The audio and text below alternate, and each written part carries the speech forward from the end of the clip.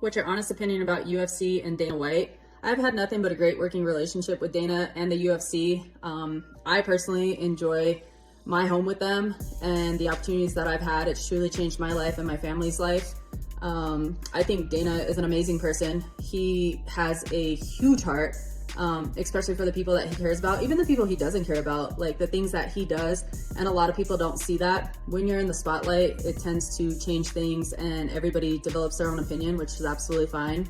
But again, I love Dana, I love the UFC. I'm not just saying that because that's my place of employment.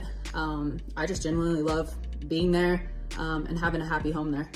Do you feel pressured to look a certain way for marketability?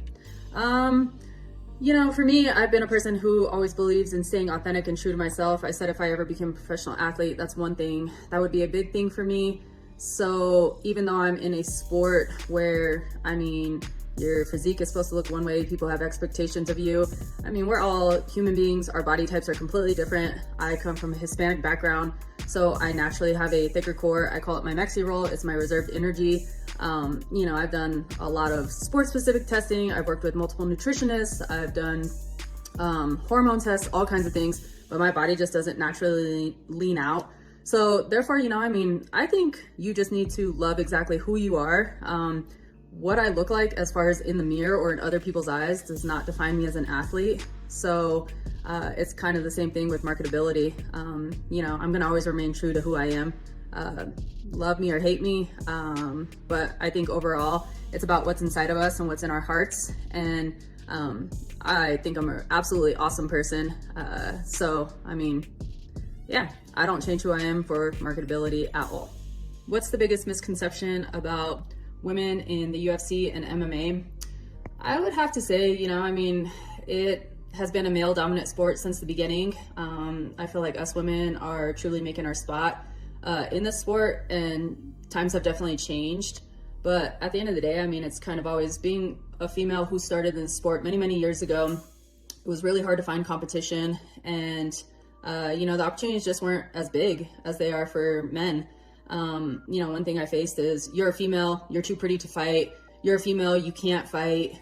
You're a female, you shouldn't be fighting. There's just so many different things correlated to us as women.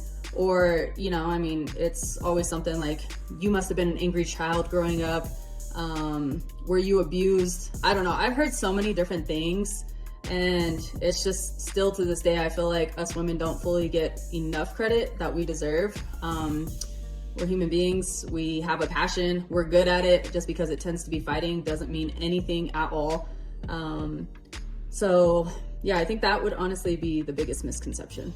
Is the gym dynamic different for women fighters? No. The first team that I started with, and when I started in the sport, it was just all men. It was me and one other female on the team. And the guys were absolutely awesome. You know, they took their time. They taught us the ropes, and I stated from the beginning, I grew up being a huge tomboy. I have tons of guy cousins. They called me Raquel McDaniel in the neighborhood. That was my little nickname with all the guys. And so I wanted to be treated equally and fair. And it was just like, you know, I mean, in training, you should never hit your partners 100% and go in there to hurt anybody. You need to be a good partner. So that's exactly what the guys were. They just treated me like another dude, and we sat there and trained, and it only helped me to grow. And it didn't make me feel like I was left out of anything.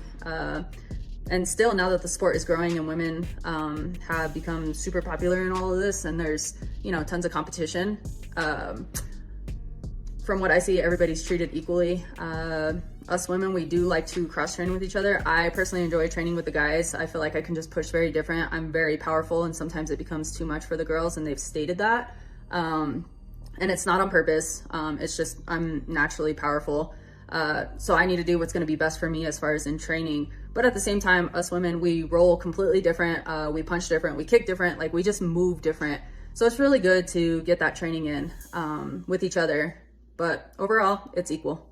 Does being a female fighter affect your dating life? Not at all. You know, people find it really cool, but at the end of the day, I'm actually married. I'm married to a fellow female fighter. We met because of fighting.